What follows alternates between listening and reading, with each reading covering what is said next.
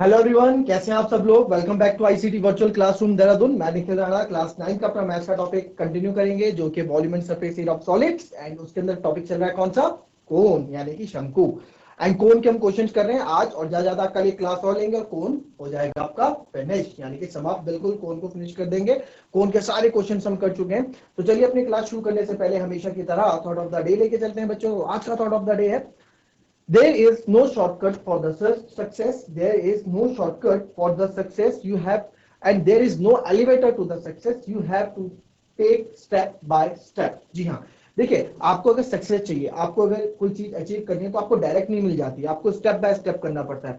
आप अगर मैथ्स में या किसी में आप आंसर लिख रहे हो तो आंसर आपको डायरेक्ट नहीं आ जाता, आपको स्टेप करने पड़ते हैं। स्टेप मार्किंग होती है, मैथ्स में स्टेप मार्किंग होती है, स्टेप के नंबर मिलते हैं, तब जाके हम आंसर निकालते हैं। तो वही हमारी जिंदगी के साथ भी चलता है बच्चों, कि आपको कोई चीज अगर अचीव करनी है तो आपको डायरेक्ट नहीं मिल जाती, उसके लिए आपको चीजें सीखनी पड़ती है ना। अगर हम अभी कोई फॉर एग्जांपल आप क्रिकेट खेल रहे हैं तो आप डायरेक्ट अगर बैट्समैन बनना चाहते हैं तो आप डायरेक्ट बैट्समैन बल्ला पकड़ के नहीं, आपको बैट कैसे पकड़ना है, ठीक है, कब कौन सा शॉट खेलना है, किस तरह से बैट को आपको होल्ड करना है, किस तरह से आपको बैट के फेस खोलना है, बहुत चीजें होती है सीखने के लिए, सब स्टेप बाय स्टेप सिखाया जाता है। ऐसे एकदम से कोई भी चीजें कहीं भी नहीं होती है, ठीक है। तो कहने का मतलब है कि आप चीजें सीखें तो स्टेप बाय स्टेप, कभी आप थोड़ा पेशेंस अपने अंदर रखें। मैं कुछ क्वेश्चन करा रहा हूं, कोई टीचर क्वेश्चन कराया तो आप डायरेक्ट ये मत देखिए यार आंसर सॉल्व कब होगा, पूरा जल्दी सॉल्व करो, नहीं, पेशेंस रखो, स्टेप सीखो उसके, है ना। ये चीज अपने अंदर रखिए आप। तो चलिए अपनी क्लास शुरू करेंगे और पहला क्वेश्चन करेंगे, बट उससे पहले एक क्वेश्चन और इसमें रह जाता है, ये हमने कल करा दिया। पहले इसी क्वेश्चन पे आते हैं। देखो, एक कॉर्न कॉब यानी कि मकई के सील का आकार का है, ठीक है, somewhere but like a corn, कुछ कोन जैसा है। That has the radius of it broadest and, जो उसका ब्रॉडेस्ट एंड है उसका कुछ रेडियस है, जो कि क्या रेडियस आपको दे रहा है। इस बार आपको कोन ना, कोन ही तो है एक तरह से, कोन को बस उल्टा ड्रॉ कर दिया। कोन को कैसे है, ये आपको क्या कर दिया, ये आपका टॉपिक और ये कोन ऐसे ऐसा ही तो है, ये कुछ है ना, ठीक है। कोन हमारा ऐसा पार्ट ये मकई का है, ठीक है। तो ये हो गया। फिर बोला इसकी जो ब्रोडेस्ट जो रेडियस है 2.1 सेंटीमीटर है, और जो इसकी लेंथ यानी कि लेंथ मतलब हाइट से बताया गया है 20 सेंटीमीटर होती है। यदि 1 centimetre of the square of the cop carries an average 4 grains, यानी कि यदि सील की सतह के प्रत्येक 1 सेंटीमीटर में औसतन 4 दाने हो, मकई की सील यानी कि मकई का जो सरफेस है इसमें अगर 1 मीटर स्क्वायर कुछ एरिया होगा ना यार, अगर मैं इसकी बात कर रहा हूं तो 1 मीटर स्क्वायर इतना कुछ होगा, अगर इसकी बात कर रहा हूं तो 1 मीटर स्क्वायर इतना कुछ होगा। 1 मीटर स्क्वायर कुछ एरिया होगा उसका, उस एरिया में ना उस उतने से भाग में 4 दाने लगते हैं आपके, ठीक है। फिर बोल रहा है find how many grains would you find on the entire top. तो आप बताओ भाई पूरे मकई के उसमें आपको कितने दाने मिलने वाले। बड़ा ही मजेदार प्रश्न है, बड़ा ही अच्छा ये प्रश्न है। तो करो इस क्वेश्चन को, कॉपी करो, बहुत सिंपल सा क्वेश्चन है, बेसिक सा क्वेश्चन है, कुछ भी इसमें ऐसा नहीं है। फटाफट कॉपी करो इसको और कोशिश करो इसको सॉल्व करने की। चलिए फटाफट।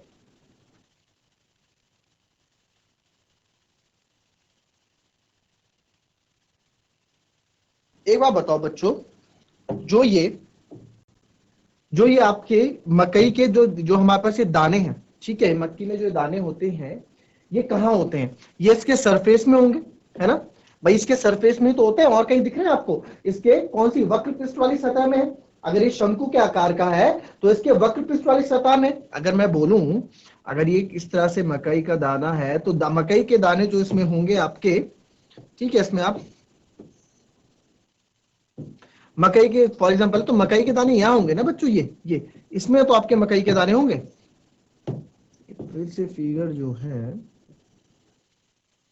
मकई के दाने होंगे यहां, होंगे यहां, और ये एरिया कौन सा है, ये हमारा वक्र पृष्ठीय क्षेत्रफल कहलाता है, ये हमारा वक्र पृष्ठीय क्षेत्रफल कहलाता है, ये वाला part.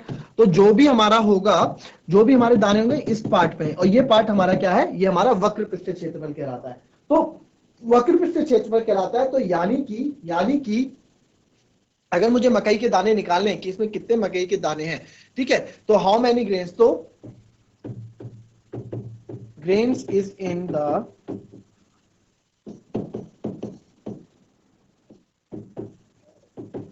Part of the cop. कहने का मतलब है कि दाने जो होंगे, दाने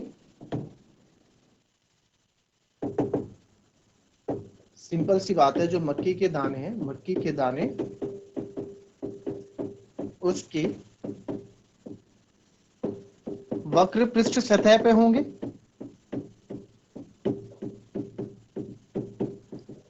ठीक है। जो दाहिने इसके वक्र पृष्ठ क्षेत्रफल है, इसको वक्र पृष्ठ क्षेत्रफल कहते हैं। तो आपको वक्र पृष्ठ क्षेत्रफल निकालना आता है, तो कर्व सरफेस एरिया होता है बच्चों पाई आर एल।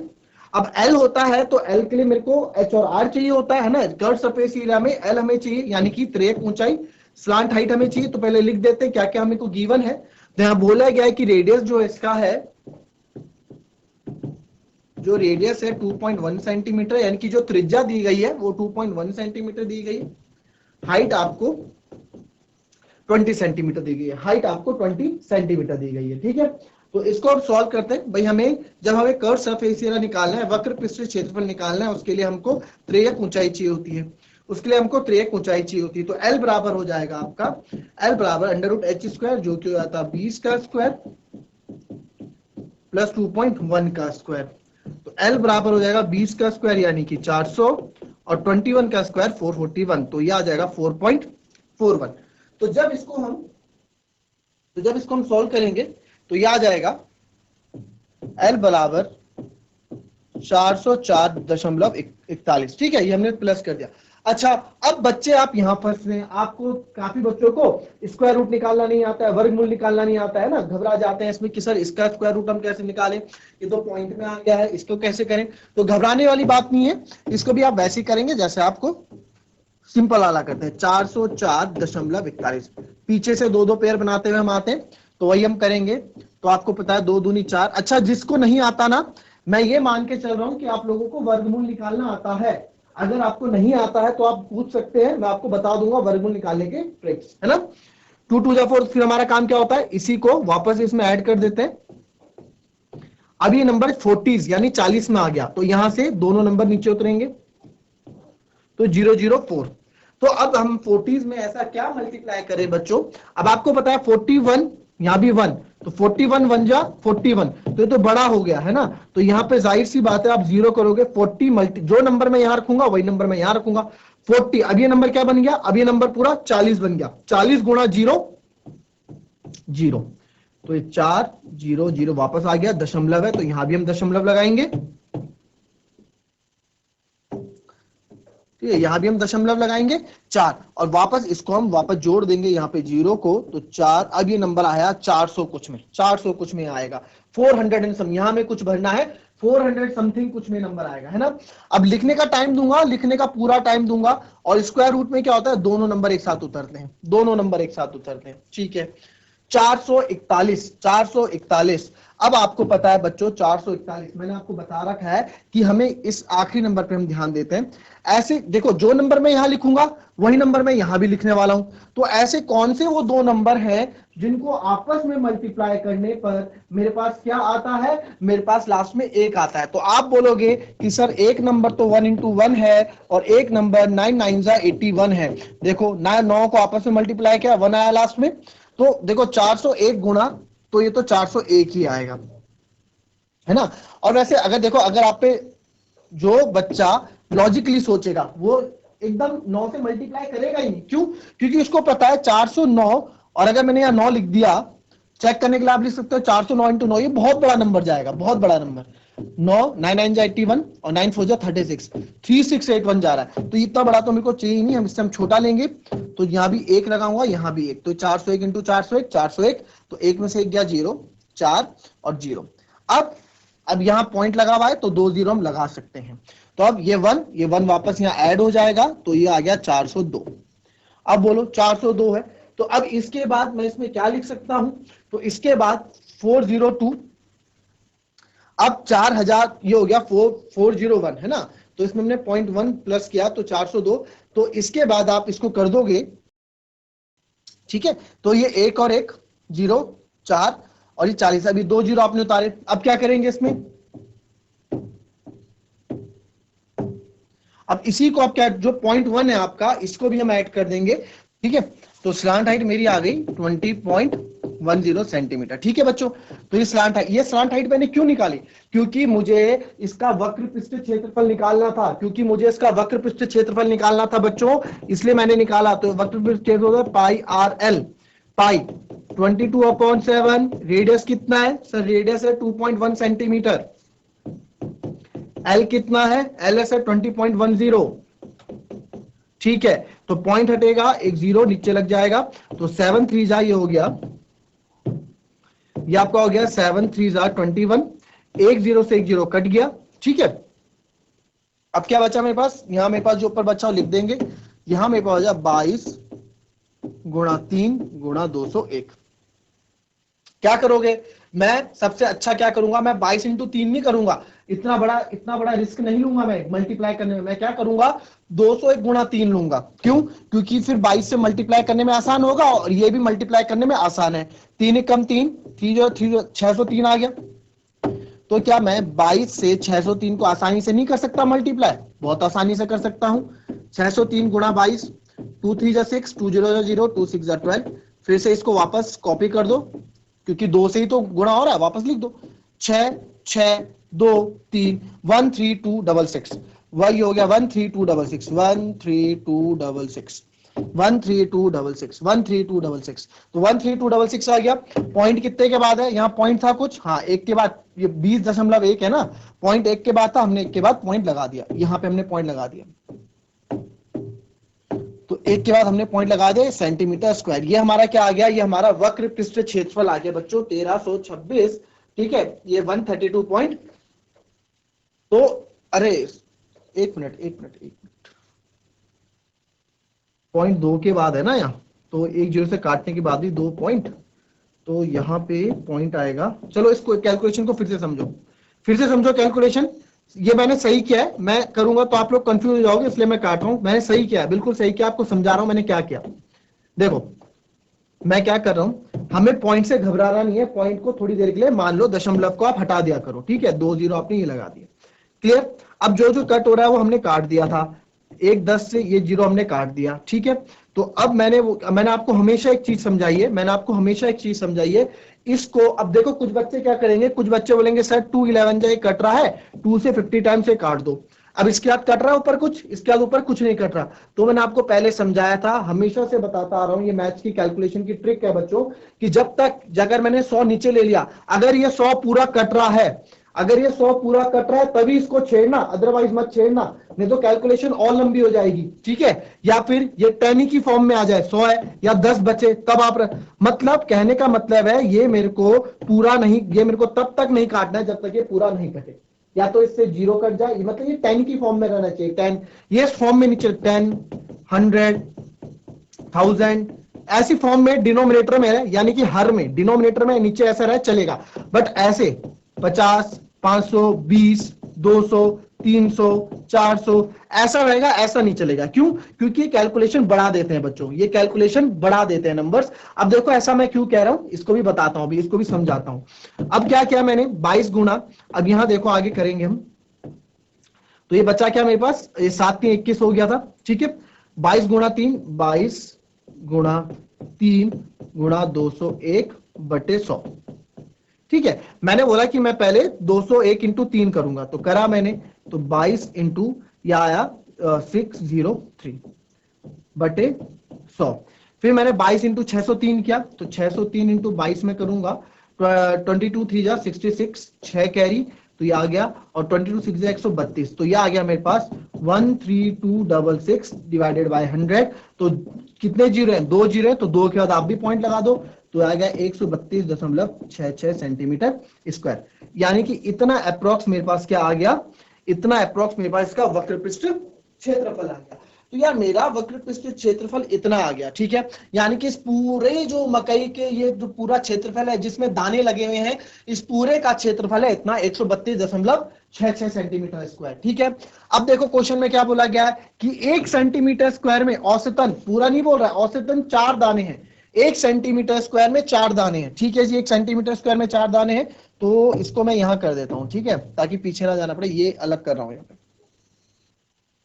1 सेंटीमीटर स्क्वायर में कितने दाने हैं, 4 दाने हैं, 4 दाने हैं। तो बताओ इतने में कितने होंगे, तो हमने क्या किया, हम बताओ 132.66, या फिर ऐसे लिखो टोटल ग्रेन्स कितने होंगे भाई, टोटल दाने कितने होंगे, तो टोटल क्षेत्रफल है कितना, टोटल क्षेत्रफल इतना है, तो 132.66 गुणा 4 आप करोगे, तो जब आप इसको करोगे 4 6 24, 4 6 24, 2 कैरी, 4 6 24, 25 10 6 2 कैरी, 4 2 9 10 1 कैरी, 4 3 12 13 1 कैरी, 4 1 5 0.2 के बाद लगा दो, तो ये आ जाएगा 530.64। ये भी अप्रोक्स है ना, देखो औसतन बोला है ना, औसतन अप्रोक्स बोला है इन्होंने, मतलब एवरेज, एवरेज बोला, एवरेज इतने, तो मैं भी बोल रहा हूं एवरेज कितने दाने आएंगे 530.64, यानी कि पॉइंट के बाद 6 है, तो इसको हम क्या लिख सकते हैं, इसको मैं लिख सकता हूं 531 दाने, यानी कि इस पूरे उसमें ना, पूरे क्षेत्रफल में 531 दाने होंगे। क्या होंगे? 531 दाने होंगे। ठीक है, हमने निकाल दिया, हमारा आंसर आ गया। फिर से एक बार देख लेते हैं क्या क्वेश्चन था। ये क्वेश्चन दिया गया था, ये बोला गया कि मकई का जो ये है, ये कोन के शेप में है, एक ये शंकु के आकार में है। तो जब ये शंकु के आकार में है, तो आप मुझे ये बताएं, जब ये शंकु के आकार में है तो इसमें ना 1 मीटर स्क्वायर में 4 दाने आते हैं। बोला गया कि 1 सेंटीमीटर स्क्वायर में 4 दाने आते हैं, तो आप बताओ इस पूरे में कितने दाने होंगे। तो अब पूरे के लिए मैंने क्या करा, ये पूरे दाने बच्चों किसमें है, ये इसके वक्र पृष्ठ क्षेत्रफल में पढ़ा था ना हमने, कोन का वक्र पृष्ठ क्षेत्रफल। तो कोन का वक्र पृष्ठ क्षेत्रफल कौन सा होता है, कोन का वक्र पृष्ठ क्षेत्रफल कौन सा होता है यार, ठीक है, ये वाला पार्ट कोन का वक्र पृष्ठ क्षेत्रफल होता है, और दाने भी इसी में कहीं लगे हुए हैं। अगर कोन को देखा जाए, स्पेसिफिक कोन को अगर देखा जाए, तो कोन ऐसे ही होता है। ठीक है, ये इसका वक्र पृष्ठ क्षेत्रफल है, तो यार दाने यहीं कहीं लगेंगे ना उसके, तो हमें वक्र पृष्ठ क्षेत्रफल ही निकालना था। ठीक है, कहने का उसने डायरेक्ट नहीं बोला, उसने क्वेश्चन में डायरेक्ट नहीं बोला कि फाइंड कर्व सरफेस एरिया, उसने क्वेश्चन में डायरेक्ट नहीं बोला कि वक्र पृष्ठ क्षेत्रफल ज्ञात करो, उसने घुमा के क्वेश्चन दिया आपको। ठीक है, छठी सातवीं के बच्चे नहीं रहे आप अब कि फॉर्मूले में रखो, अब आप थोड़ा दिमाग लगाओगे अपना कि पूछना क्या चाह रहा है, वो बात घुमा के पूछ रहा है हमसे ना। तो फिर अब ये रहा, 1 सेंटीमीटर स्क्वायर में 4 दाने हो तो 4 दाने हो गए। ठीक है, तो यानी कहने का मतलब हमसे वक्र पृष्ठ क्षेत्रफल पूछा। चलो जी, वक्र पृष्ठ क्षेत्रफल का सूत्र हमको पता है, पाई आर एल होता है, तो एल तो हमारे पास है ही नहीं। एल क्या होता है, ये चीज एल होती है ना, स्लांट हाइट, और ये होती है हमारी हाइट, बीच वाली हाइट होती है। तो एल निकालने का फॉर्मूला हमको पता है, under root h square plus r, ये सब हमने किया, वो आपको मैंने स्क्वायर रूट निकाल के दिखाया। फिर उसके बाद हमने कर्व सरफेस एरिया में फॉर्मूला रखा, आंसर आया। तो हमारा टोटल जो इस मकई का क्षेत्रफल है वो पूरा इतना है। ये क्वेश्चन में गिवन है कि 1 सेंटीमीटर स्क्वायर में 4 दाने लगते हैं, तो टोटल कितने लगेंगे, टोटल हमने मल्टीप्लाई कर दिया और हमारा आंसर आ गया, यानी कि 531 दाने इसमें हमें चाहिए होंगे। ठीक है, तो कॉपी करें इस क्वेश्चन को बच्चों, अच्छा क्वेश्चन था ये।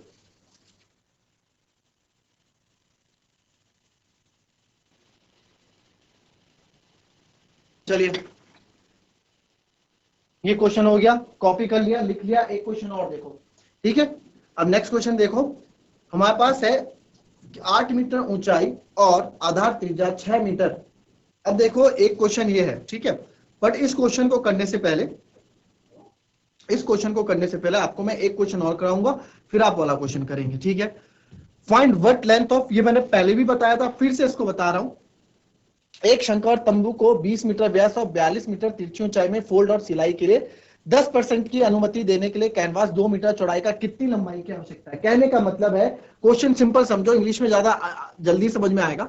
What length of canvas, canvas आपको मैंने बता चुका हूं, कैनवास क्या होता है, कैनवास होता है बच्चों, कैनवास होता है क्या, जिस कपड़े से हम टेंट बनाते हैं ना, उसको कैनवास बोला जाता है। ठीक है, उस कैनवास उसे बोलते हैं कि लेंथ, कैनवास की लेंथ का जो 2 मीटर चौड़ा है, कितना रिक्वायर्ड लगेगा। देखो, फाइंड व्हाट लेंथ, कितनी लेंथ लगेगी उस कैनवास की जो 2 मीटर चौड़ा है, एक कॉनिकल टेंट बनाने के लिए जो 20 मीटर क्या है, जिसका व्यास 20 मीटर है डायमीटर, और 42 मीटर उसकी स्लांट हाइट है, यानी कि त्रियक ऊंचाई है। ठीक है, and the height allowing 10%, and 10% वो बोल रहा है कि फोल्ड और स्टिचिंग के लिए छोड़ दो।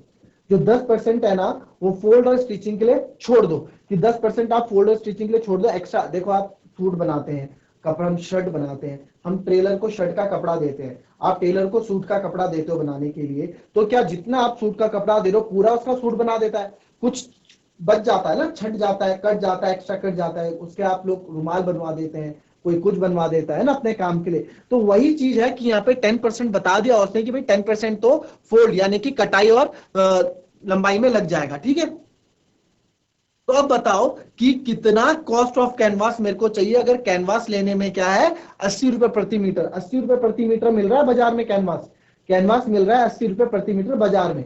तो उस हिसाब से आपको क्वेश्चन करना है, ठीक है। तो अब ध्यान से देखो इस क्वेश्चन को, फिर से यहाँ पे फिर से बता रहा हूँ, कल भी बताया था क्वेश्चन, ये क्वेश्चन अपने आप में बहुत इंपॉर्टेंट है इसलिए मैं आपको बता रहा हूँ। अब देखो मेरे पास क्या है ना, ध्यान से देखना, मेरे पास एक यहाँ पे कपड़ा है, किसका, ये कपड़ा है हमारे पास, कैनवास का कपड़ा है, ठीक है। जो बोला गया है क्वेश्चन में कि ये 2 मीटर क्या है चौड़ा है, और लेंथ मुझे बतानी है लेंथ कितनी है। अब इसी कपड़े से, ठीक है, इसी कपड़े से हमने क्या किया, इसी कपड़े से हमने टेंट बनाया।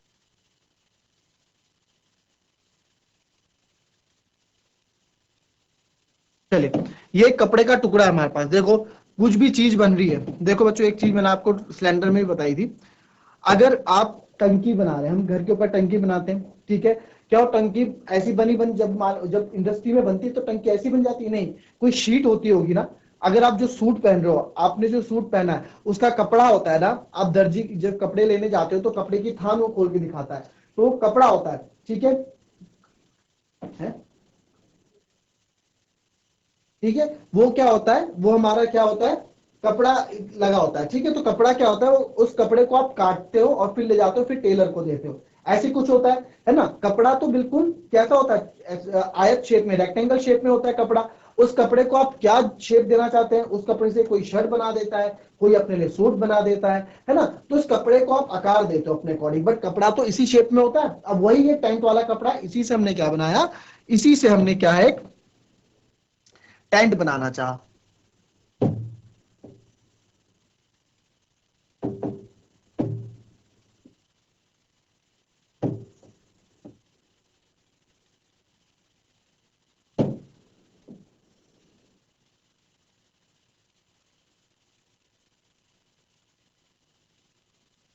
इसी कपड़े से हम क्या कर रहे हैं, टेंट बना रहे हैं। तो अब जब इससे मैं टेंट बना रहा हूं, इससे मैं टेंट बना रहा हूं, तो ये टेंट कुछ ऐसे बनेगा, इसी कपड़े का बनेगा टेंट। तो टेंट यहां यहां बनेगा, नीचे तो खाली रहेगा ना, नीचे तो खाली रहेगा।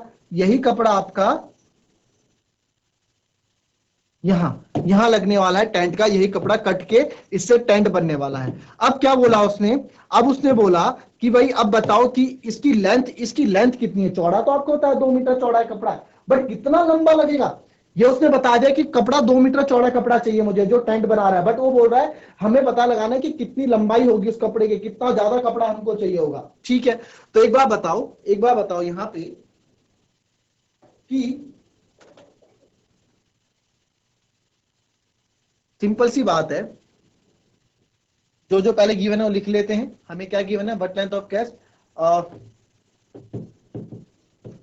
विड्थ ऑफ कैनवास, कैनवास की विड्थ मेरे को गिवन है 2 मीटर, ठीक है। To make a tent 20 metre in diameter, तो इसका व्यास, डायमीटर दिया गया है 20 मीटर, तो रेडियस हो जाएगा इसका आधा 10 मीटर, त्रिज्या 10 मीटर हो गई, ठीक है। एंड स्लांट हाइट यानी कि त्रियक ऊंचाई आपको दी गई है 42 मीटर, ठीक है। यहाँ पे 42 मीटर त्रियक ऊंचाई दी गई है। अब ये जो एरिया है, जो इसका एरिया ऑफ कैनवास है, ठीक है, जो एरिया ऑफ कैनवास यूज हो रहा है बच्चों, अब ध्यान से देखना, एरिया ऑफ कैनवास यूज हो रहा है वो किसके बराबर है, जो एरिया ऑफ कैनवास यूज हो रहा है वो किसके, एरिया ऑफ कैनवास जो यूज हो रहा है, जो एरिया ऑफ कैनवास जो यूज हो रहा है किसके बराबर है, वो इसमें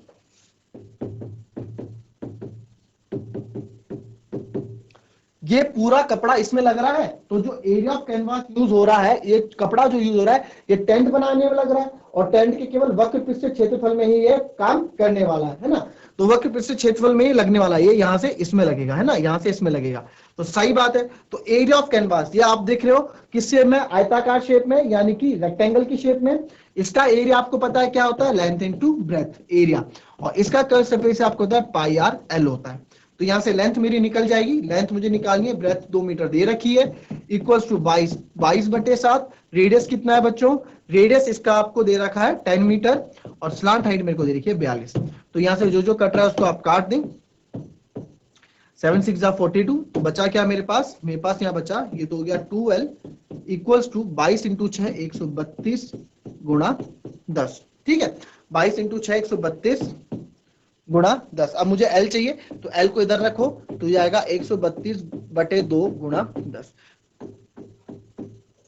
क्या इतनी लेंथ मुझे चाहिए होगी, भाई लेंथ हमने यहां से निकाल दी, क्या इतनी लेंथ मेरे को चाहिए होगी, नहीं, ये नहीं होगा बच्चों। क्वेश्चन फिर से पढ़ो। क्वेश्चन में ये बोला गया है कि जो है 10 मीटर की परसेंट की, जो 10% के लिए क्या बोल रहा है वो, स्टिचिंग और फोल्डिंग, यानी कि जो 10% है फोल्ड और सिलाई के लिए उसको 10% अलग चाहिए, 10% लेंथ, ठीक है, 10% अलाउ चाहिए, अब 10% और चाहिए उसको, यानी कपड़ा मुझे 10% और लंबा चाहिए। जैसे आप गए टेलर पे, आपने बोला कि भैया मुझे सूट सिलाना है या शर्ट, तो कितना कपड़ा लगेगा, वो बोलेगा कि भैया 20 मीटर कपड़ा ले आओ, फॉर एग्जाम्पल 20 मीटर छोड़ो, आप 20 मीटर ऐसा करो एक्स्ट्रा ले आना, 1-2 मीटर आप एक्स्ट्रा ले आना, कट कुट होता है ना, जब कपड़ा कटता है तो 20 मीटर नहीं, 1-2 मीटर आप एक्स्ट्रा ले आना, ठीक है, तो आप 1-2 मीटर एक्स्ट्रा लेके आओगे। बट यहाँ पे उसने हमको 1-2 मीटर नहीं बोला, यहाँ उसने हमसे परसेंटेज में बात की कि 10 मीटर भाई एक्स्ट्रा लग जाएगा फोल्ड और स्टिचिंग के लिए, 10% फोल्ड और सिलाई के लिए अलग से लगने वाला है, तो ठीक है जी, तो पूरी लेंथ का 10% और लगेगा ना, तो 660 का 10% निकालूंगा मैं, कितना आ गया, 66 मीटर। तो देयरफॉर टोटल लेंथ कितनी हो गई, टोटल लेंथ हो गई 660 प्लस 66, तो ये हो गई 726 मीटर। तो यानी कि बच्चों मेरे को जो यहाँ पे लेंथ मेरे को चाहिए, टोटल लेंथ मेरे को चाहिए 726 मीटर लंबा कपड़ा मेरे को चाहिए, 726 मीटर लंबा कपड़ा मेरे को चाहिए होगा, ये मेरी लेंथ है। अब उसने पूछा कि भाई आप बताओ कि also find the cost of canvas at the rate of 80 rupees per metre, per metre के हिसाब से 80 रुपए वो ले रहा है, यानी कि हमें लेंथ, हमें पैसा बताना कितना लगेगा, तो 1 मीटर का वो ले रहा है 80 रुपए, 1 मीटर का ले रहा है 80 रुपए, लिखा है ना 80 रुपए मीटर की दर से, 80 रुपए मीटर की दर से, यानी कि रेट दी गई है, दर दिया गया है, रेट, दर क्या दी गई है, 1 मीटर का 80 रुपए। तो बताओ भाई 726 मीटर का कितना लेगा, 726 मीटर का कितना लेगा, 726 गुना 80, इसको आप कर दो, 8 6 जा 48, 4 कैरी, 8 2 जा 16, 422 कैरी, 8 7 जा 56, 58, और एक जीरो आप लगाओगे, तो यह आ गया मेरा 58,080, यानी कि भाई पूरा जो टेंट का कपड़ा आएगा 58,080 रुपए का पूरा मेरे को लेंथ ऑफ कैनवास कपड़ा खरीदना पड़ेगा। आई बात समझ में, आई बात समझ में,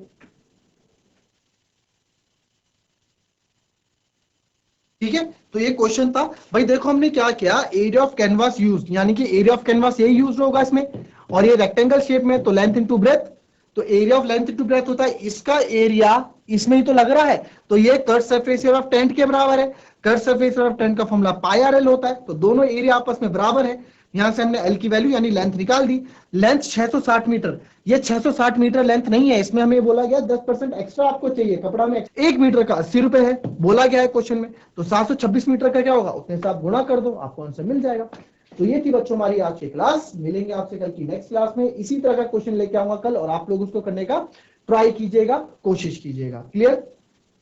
तो ये जो क्वेश्चन है, ये 2 क्वेश्चन मैंने कहा है, दोनों क्वेश्चन अपने आप में इंपॉर्टेंट है, अच्छे क्वेश्चन है, ये कॉन्सेप्चुअल क्वेश्चन, तब आपके पास डायरेक्ट क्वेश्चन नहीं आएंगे, अब क्वेश्चन ऐसे आएंगे जिसमें आपको दिमाग लगाना पड़ेगा थोड़ा, ठीक है। तो मिलते हैं आपसे नेक्स्ट क्लास में, तब तक के लिए be happy, be healthy and be safe. Thank you and have a nice day.